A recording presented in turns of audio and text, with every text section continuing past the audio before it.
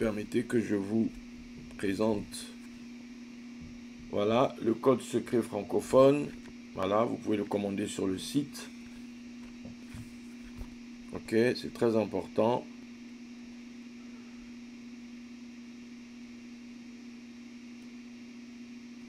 Où sont les forgerons? Le ministère d'Élie le Tishbit, aux armes citoyens. Voici des choses que vous trouverez dedans qui vont vous impacter. Ici, c'est un livre légendaire du ministère. Sincèrement, ça va vous aider, surtout pour vous, chrétiens, qui essayez de comprendre un peu toutes ces histoires liées à Israël. Hein. Il y a trop d'embrouilles aujourd'hui. Il y a trop du n'importe quoi. Donc, ici, vous pourrez avoir des bases qui vont vous permettre de ne pas vous aventurer dans un domaine qui vous échappe. Hein. On va aller vous retrouver, vous aussi, en train de prier dans une rivière quelque part. C'est du grand n'importe quoi. Donc, vous avez ici le chemin des grands. Le chemin des grands, comprendre les principes de l'ésotérisme chrétien. Voilà, ce livre va vous faire beaucoup de bien. Vous pouvez le commander sur notre site. Ok, plus de 250 pages. Il y a de quoi, voilà, déjà avoir une base solide. Et là, vous avez Quand David, tome 1, du roi Saül, le roi David. Ah, ici, il y a des bombes. Ici, il y a des pépites extraordinaires. Ici, mes amis, il y a des pépites extraordinaires. Donc, ça va vous faire vraiment beaucoup de bien.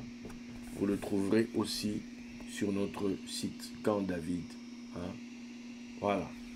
Ça, c'est les livres pendant le Covid, hein, 2021, là.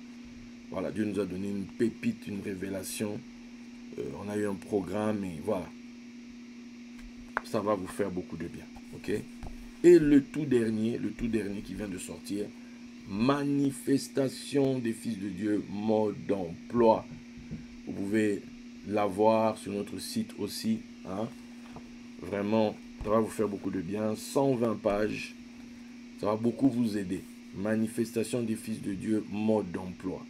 Il y a plein de choses dedans. Il y a des images pour, voilà, pour vous permettre d'avoir une idée de quoi on parle, pour vous permettre de comprendre, pour expliquer.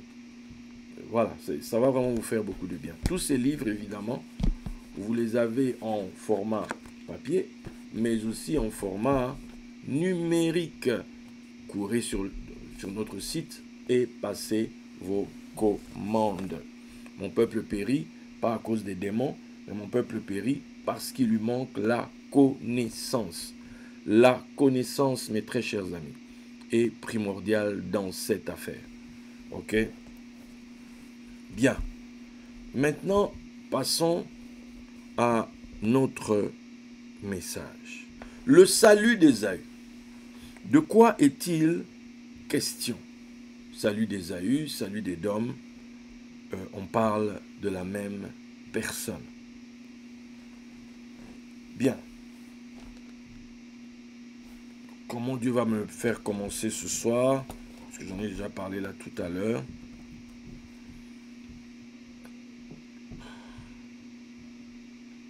Pourquoi parler du salut d'Ésaü? Pourquoi parler du salut d'Édom? Quand vous lisez votre Bible, en l'occurrence, dans un texte que je pense que très peu de personnes connaissent ou fréquentent, dans la Bible, lorsque Bible hébraïque, qu'on appelle le Tanakh, un acronyme de Torah, Nevi'im et Ketuvim, vous allez voir que la Torah, ce sont les 5 premiers livres de votre Bible. Après, il y a les Nevi'im qui sont les prophètes. Les prophètes, ça commence avec Josué. Après, nous avons Juge. Après, nous avons 1 Samuel et 2 Samuel qui ne font qu'un livre. Et après, nous avons 1 roi et 2 rois qui ne font qu'un livre. Donc ici, nous avons donc déjà 4 livres de prophètes. Après, nous avons ce qu'on va appeler les prophètes majeurs, grands prophètes, voilà. Ésaïe, Jérémie, Ézéchiel. On en est à 7. Or, les Névi'im, les prophètes, il y en a 8. Donc, le 8e livre des prophètes, en réalité, c'est un rouleau qui contient 12 prophètes. On considère comme étant les prophètes mineurs. Ils sont juste mineurs à cause, pas à cause de leur âge, ou parce qu'ils ont une interdiction de boire ou de sortir après une certaine heure. Non, mais mineurs parce que leurs textes sont pas, c'est pas des gros textes, comme les Isaïe, comme les Ézéchiel, c'est pas des gros textes, ok? Donc, voilà.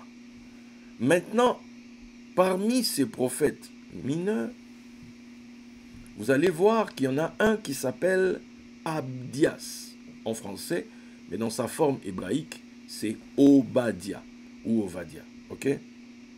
C'est un texte qui contient 21 versets. Juste 21 versets. Il n'y a pas de chapitre, d'autres chapitres, non. Un seul, 21 versets. Point barre. Et la spécificité de ce texte, c'est une prophétie sur la ruine des dômes.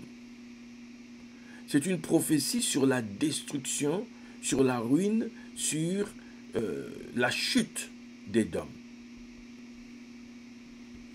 Je vous inviterai à lire. C'est pas folichon, c'est pas terrible pour ceux qui vivent à Édom. Ok?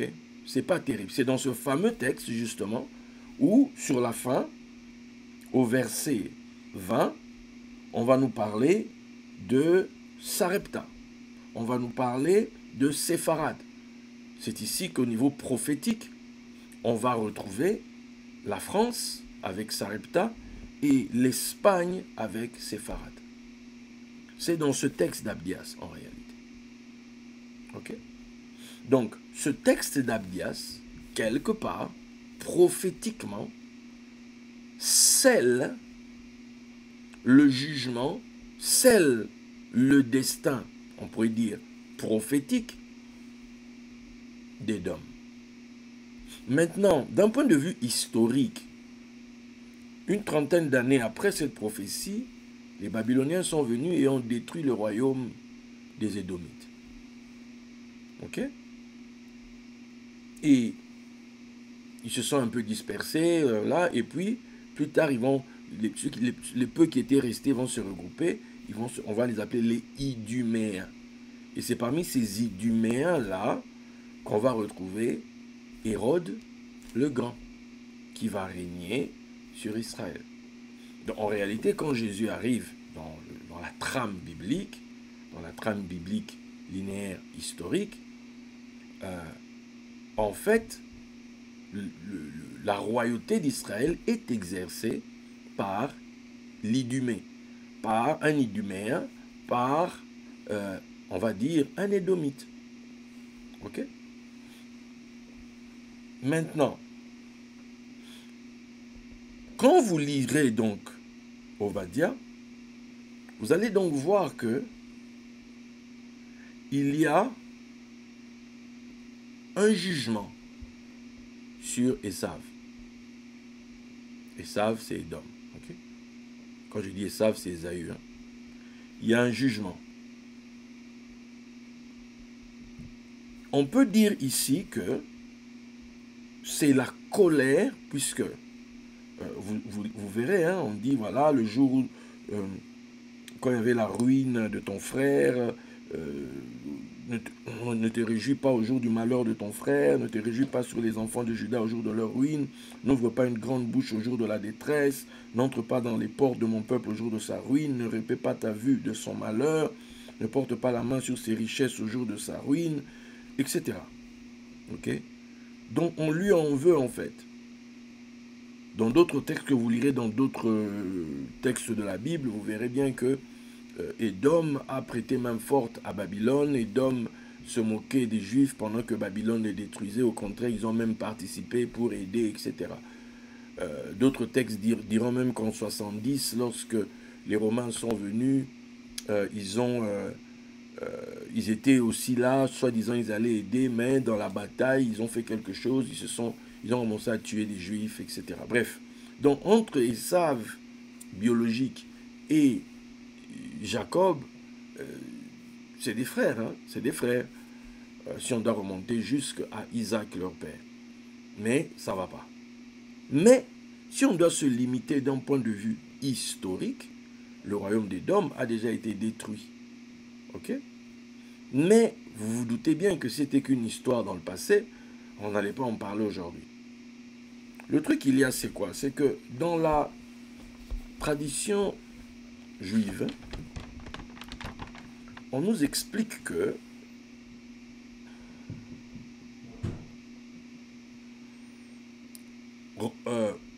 Édom, c'est Rome. Édom, c'est Rome. Et quand vous lirez les textes de la tradition, on va vous dire par exemple dans le Sefer Hayachar que lorsque les Édomites voulaient un roi, ils n'ont pas pris un roi parmi leurs frères, ils sont allés chercher quelqu'un au loin qui avait les qualités et ils l'ont établi pour régner sur eux. Parce qu'entre eux là, ils ne voulaient pas que quelqu'un règne. Le gars qu'ils ont pris, ils vont l'emmener d'un coin qu'on appelle Dinaba, vers Carthage par là-bas. Et ce gars était avec un autre roi que l'on, d'après la tradition, qu'on dit que ça serait Énée. Le fameux Énée qui est derrière la création de Rome. Ok? Bon. D'autre part aussi, on va dire que un des descendants directs, Zépho, d'Ésaü, s'est retrouvé, en fait, c'était lui le premier roi de Rome. Ça, c'est la tradition. Hein? Voilà. C'est une manière de connecter dans la typologie Rome et Édom, Ésaü. Façon de dire que l'Empire romain, et aujourd'hui quand on parle de l'Empire romain, il ne s'agit pas seulement de l'Empire romain politique, mais c'est surtout cette dimension, le monde occidental, ce monde occidental qui aujourd'hui politiquement a à sa tête quelqu'un comme Trump, qui a à sa tête d'un point de vue spirituel quelqu'un comme le pape de Rome. Donc, bref, c'est tout ce monde entre guillemets chrétien. Ok? Tout ce monde-là s'appelle, dans la lecture prophétique des événements, comme on dit du temps de la fin, les prophéties qui circulent dans la Bible, tout ça là c'est Édom. Ok? Tout ça c'est Édom. Donc nous qui habitons ici en France, on est en plein Édom en fait. Nous qui sommes du monde occidental, on est en Édom. Il faut comprendre la lecture des choses. Quand on s'aventure là-dedans, vous devez savoir prophétiquement comment les choses vont. Et donc, si vous venez de comprendre que, en réalité, nous, dans notre positionnement, nous vivons en Édom, on est dans le spirituel là, ok? Donc, vous devez donc comprendre que nous sommes concernés par la prophétie d'Obadiah. Nous sommes concernés par la prophétie d'Obadiah, mes amis. Ce n'est pas de la blague. Bon, parlons un peu d'Obadiah.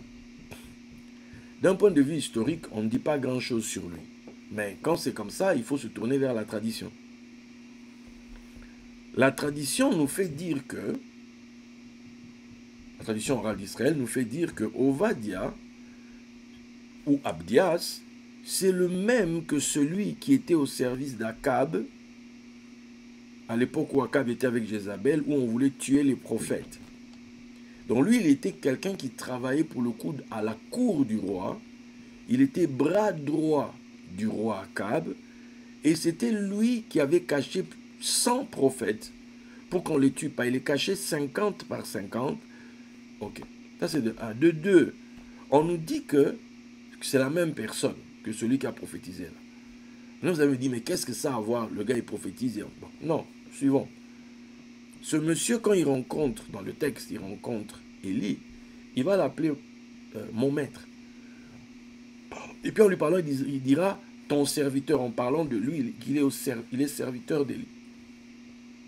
Parce que la tradition dit que Élie avait 4 disciples majeurs. Les 4 disciples majeurs que l'on donne à Élie, il s'agit de qui? Il s'agit de, forcément, Élisée. Ok? Deuxièmement, on nous parle de Yona. Yona, c'est Jonas. Troisièmement, on nous parle de Mika. Mika, c'est Michée. Et quatrièmement, on nous parle d'Ovadia. Abdias. Donc la tradition donne à Élie 4 disciples. Ces 4 disciples, Élisée pour le coup, lui, n'a pas écrit. Mais les 3 autres ont chacun un livre. Ovadia, il a son livre de prophétie. Michée, il a le sien. D'ailleurs, lorsque les mages arrivent à Jérusalem dans le texte, en demandant où est le roi d'Israël, etc., qui vient de naître, Hérode fait venir les sages. C'est quoi cette affaire? Et eux, ils vont invoquer quoi? Ils vont invoquer Michée. C'est Michée qui a prophétisé par rapport à Bethléem, tout ça, etc. Tu vois? C'est lui. C'est ce Michée-là. Ok? Donc, on a 4, comme 4 chevaux du char. Vous avez prêché une fois Élie comme étant une image aussi du soleil. Ok? Comme étant une image du soleil. Donc là, vous voyez donc en plus avec les 4, donc ça nous ramène à l'histoire des 4 chevaux, du soleil, etc., etc. Ok? Ça nous ramène aux 4 ministères. Bref, on voit les 4 vents. Voilà. Tout ça pour vous dire que dans le monde de la tradition hébraïque qui entoure le texte biblique, Ovadia, ce n'est pas un inconnu. Tu vois? Perdu entre quelques livres de la Bible, qu'est-ce qu'il fout là? Il s'est peut-être perdu, ils sont où tes parents? Non, non, non, non. Pas parce qu'il est prophète mineur que... Non, vous comprenez ce que je veux dire? Donc, sur ce, mes très chers, nous continuons. J'espère que jusque-là, ça passe. J'espère que jusque-là, vous captez quelque chose de tout ce que je vous raconte ici. Ok? Bien. Maintenant,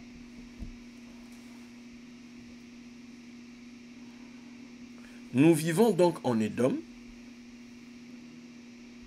En fait, nous vivons dans une atmosphère qui est traversée, qui est viciée par une prophétie. Une prophétie qui nous dit déjà, comme vous êtes en Édom, vous êtes dans la merde.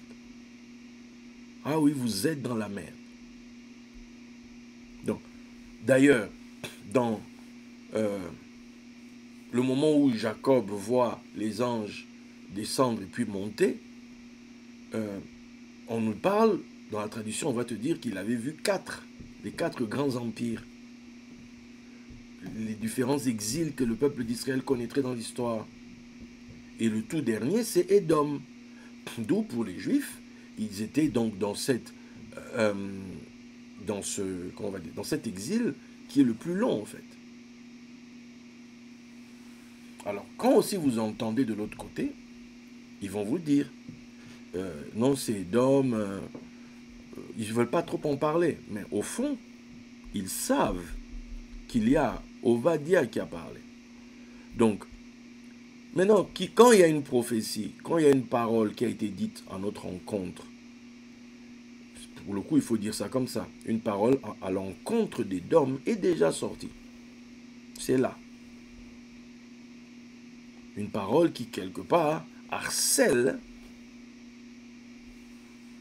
traque tout édomite là où il se trouve.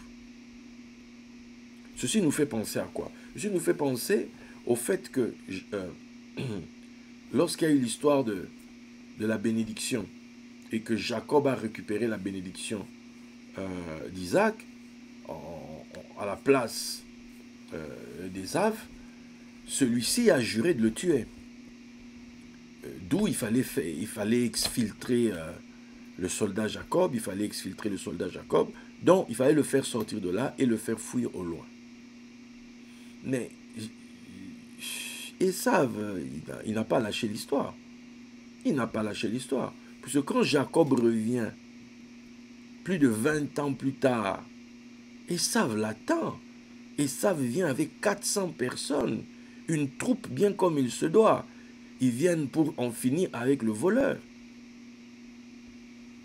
Tu vois? Donc, mais celui qui va revenir là, le Jacob fouillard, a été transformé là où il est allé.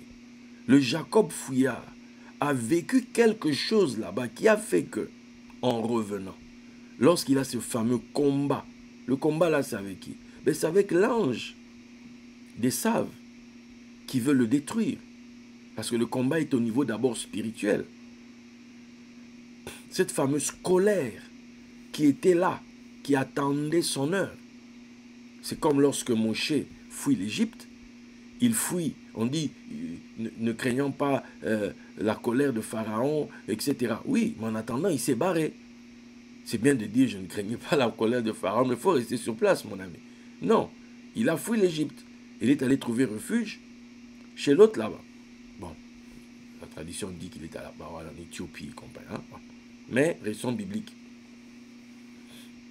il s'est retrouvé à Madian. Ok? Maintenant, le moment où il revient, après quelques années là, avec le bâton, on nous dit qu'en un certain lieu, il fut attaqué. Il a fallu que la femme fasse circoncire son fils et puis jette le sang sur son mari. Et c'est comme ça que Moïse ne mourra pas. Mais pourquoi c'est Dieu qui l'a envoyé? Pourquoi il s'est fait attaquer? Ben, c'est la fameuse colère. C'est pas parce que tu es allé trouver un refuge quelque part que la colère l'a été éteinte. La colère t'attend à la moindre escale. Non, ça c'est... Non. Hein? Au moindre quoi, là, non, on va te récupérer. Donc, c'est quand il arrive là, que la fameuse colère de Pharaon qui l'attendait, il a dû gérer ça. Il y a de ces choses, tu peux fuir aujourd'hui parce qu'il faut gagner du temps.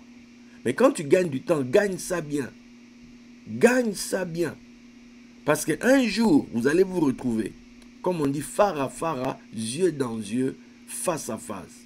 On va se regarder et on va se dire les choses. On va se dire les choses.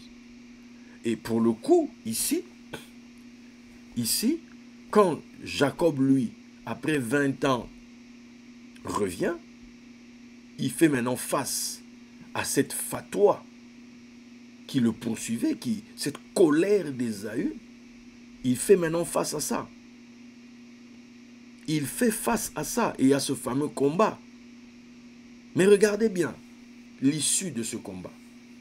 L'issue de ce combat, c'est que Jacob arrache la bénédiction, cette fois-ci, de la bouche de l'ange d'Ésaü lui-même. C'est l'ange d'Ésaü qui l'appelle Israël. C'est l'ange d'Ésaü qui l'appelle Israël. Plus tard, Dieu lui-même confirmera ça. Quand il montera faire son offrande à Bethel, tout ça, c'est là que Dieu confirmera. Mais c'est l'ange d'Ésaü.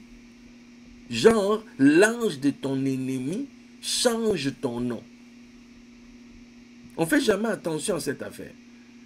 C'est l'ange de l'ennemi de Jacob. L'ange chargé de le buter, chargé de le tuer, qui change son nom et qui lui révèle en fait ce qu'il a toujours été pour Dieu. C'est toi Israël. C'est toi Israël. Donc quand il sort de là, venant d'être béni par l'ange d'Ésaü, il ne va pas venir devant Ésaü en le regardant dans les yeux. Il s'est prosterné 7 fois. Il s'est prosterné 7 fois devant Ésaü. Vous voyez? Donc, ça c'est le cas. Ça c'est le cas de la colère d'Ésaü qui a poursuivi Jacob. Bien. Maintenant, ici maintenant, les choses sont inversées. Il s'agit apparemment de la colère de Jacob, de la vengeance du Dieu de Jacob, qui maintenant traque Édom, qui maintenant doit genre en finir avec Édom. D'où une prophétie est donnée. Une parole est sortie. Ok. Cette parole qui est sortie, vous pourrez la lire dans le texte d'Abdias. Maintenant, chaque fois qu'une prophétie sort, chaque fois que vous avez une grande religion quelque part, vous allez toujours voir qu'il y a un leader, il y a quelqu'un qui conduit ce mouvement. Et la particularité, c'est que il faut souvent s'arrêter au nom du leader en question.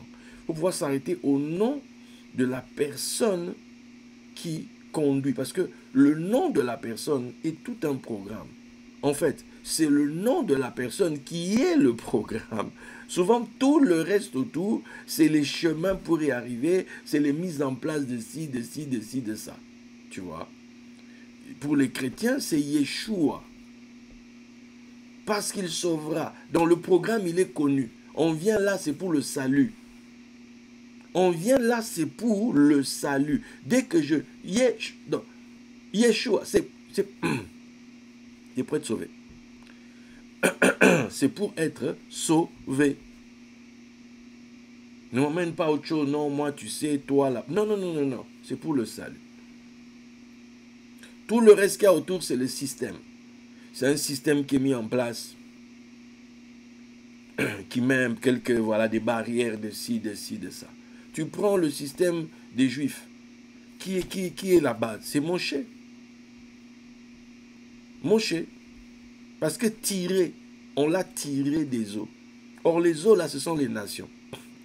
Donc, c'est tout un programme pour extraire le peuple du milieu des nations. D'ailleurs, il est sort d'Égypte. Donc, c'est un peuple qui ne peut pas être, comment dire, assimilé, en fait. Là où il va être assimilé, la Torah va le faire sortir. La Torah de Moshe va l'extraire. Il doit toujours être un peuple à part. Un peuple qui marche d'après les lois de son Dieu. Un peuple, voilà, c'est comme ça. C'est tout le programme qui est là. Tu prends nos chers frères musulmans. C'est qui le prophète? C'est Muhammad. Le nom même Muhammad, là, digne de louange, digne de ce qui est précieux, digne de... Attends. Tout le programme est là. Alors, tout le reste autour, ce sont des programmes religieux mis en place pour gérer les gens, partir, revenir. Mais si tu te focalises juste sur le nom du messager, tu comprends le programme. Parce que son nom est le programme. Vous comprenez? Bien. Maintenant, le gars qui donne la prophétie là, le gars qui nous sort la prophétie contre Édom, comment il s'appelle? Il s'appelle Obadiah. C'est sûr que Obadiah, toi tu n'es pas habitué. Toi c'est Abdias. Abdias, ça signifie quoi? Comme dirait Abdias, c'est quoi? Abdias, c'est pas possible. Abdias, ça dit rien en français. Mais quand tu parles dans Obadiah, il faut toujours revenir à la langue originelle. Toujours. Parce que Obadiah révèle dedans Obed, Yah. L'esclave, le serviteur, l'adorateur de qui? De Yah. Ok? C'est de ça dont il s'agit en fait. C'est de ça dont il s'agit. Donc maintenant, si on pousse Yah, c'est lié au nom de Dieu, Yud He Vav He, mais ici, c'est le nom à 2 lettres, Yah, valeur numérique 15. Donc, Obadiah, c'est en fait, disons-le, le serviteur du 15. C'est l'adorateur, l'esclave, le serviteur du 15. C'est ça en fait. Donc, le juge, disons ça comme ça, le gars qui est envoyé avec le message contre Édom. Son nom même renferme l'antidote, le remède. C'est dans son nom. Ok? c'est dans son nom. Puisque nous sommes en train de rechercher quoi? Le salut d'Édom.